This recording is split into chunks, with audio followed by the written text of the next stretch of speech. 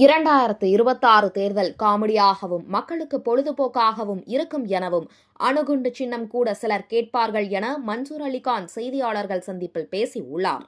சென்னை அம்பத்தூர் பாடியில் உள்ள மசூதியில் இக்தார் நோன்பு திறப்பு நிகழ்ச்சி நடைபெற்றது. இந்த நிகழ்ச்சியில் நடிகர் மன்சூர் அலிகான் சிறப்பு விருந்தினராக கலந்து கொண்டு நோன்பு திறந்தார்.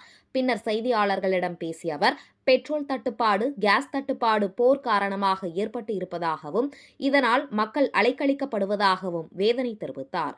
வல்லரசு நாடு என கூறி நாட்டை சிலர் புல்லரசாக்கிவிட்டதாக கூறினார்.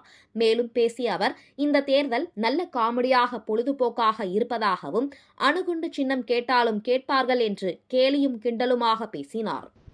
நாடு வல்லரசுனாங்க, கடைசி புல்லரசாக்கிட்டு கேலி கூத்தாக்கிட்டு இருக்காங்க.